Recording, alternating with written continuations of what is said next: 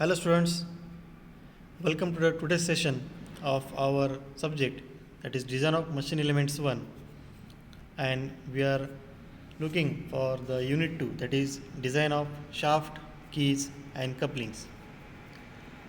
Till the previous lectures we have seen the design of shafts, some of the uh, types of shafts and different design basis of shafts we have covered.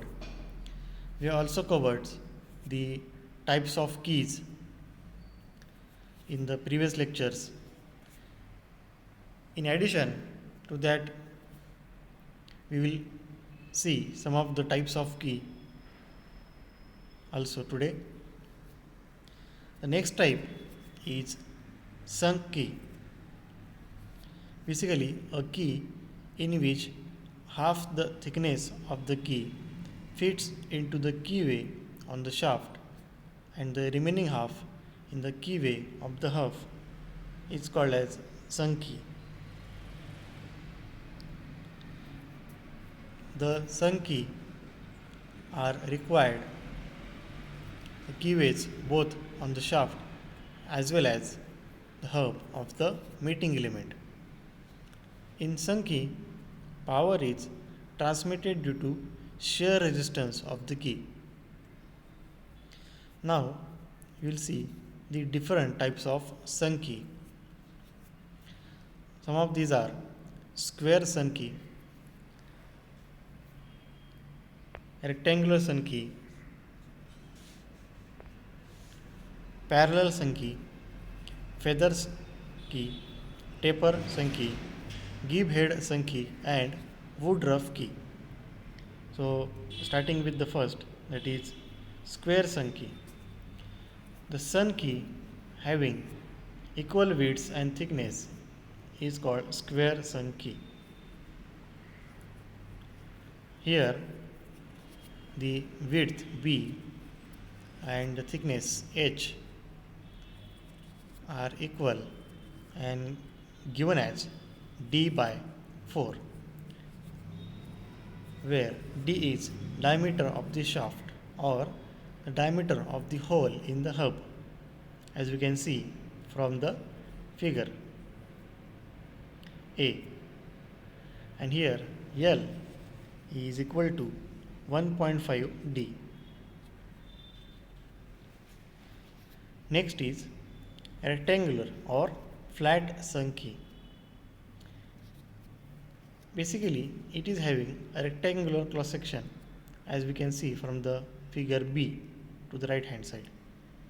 Here, the difference between rectangular sunk key and the square sunk key is that its width and thickness are equal.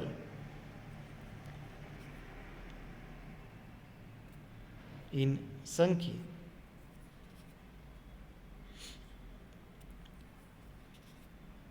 now B, that is the width, is equal to D by 4 and H is equal to 2 by 3 times of B, that is width is D by 4 and the thickness H is 2 by 3 times of width.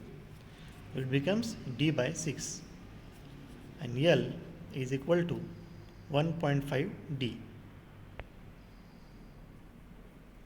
Next is parallel key.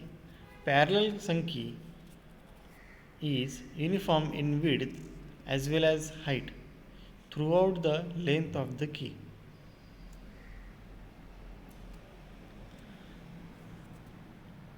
The point to be noted is that a parallel key is not tapered and is used where the pulley, gear or other mating piece is required to slide along the shaft. Next is feather key. Feather key is one which is fixed either to the shaft or to the hub and which permits relative axial movement between them.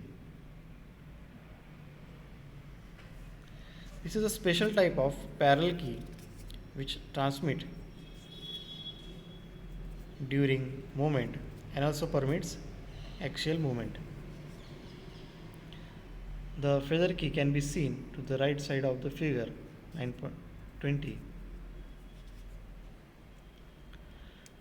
Next is the taper key. Our taper key is uniform in width but tapered in height. It is 1 in 100 on the top side. Another type is gib-headed taper key. Gib-headed taper keys are often provided with gib head to facilitate the removal.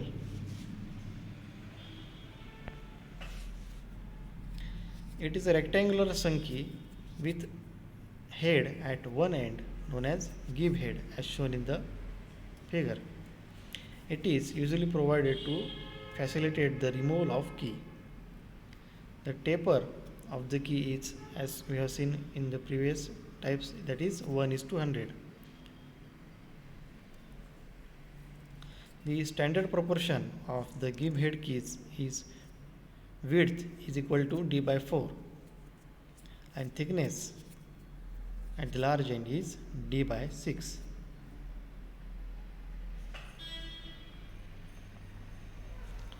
Next is the Woodruff key.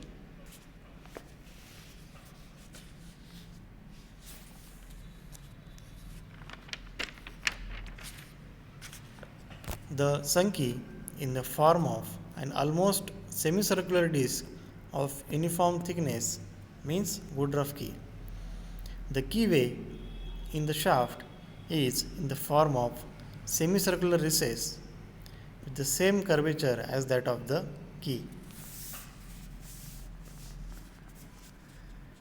Basically, it is an easily adjustable key. It is a piece from a cylindrical disc having segmental cross section in front view as shown in the figure.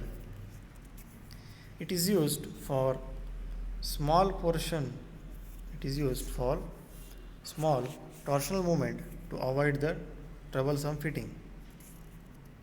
The key seat in the shaft is milled with a special cutter.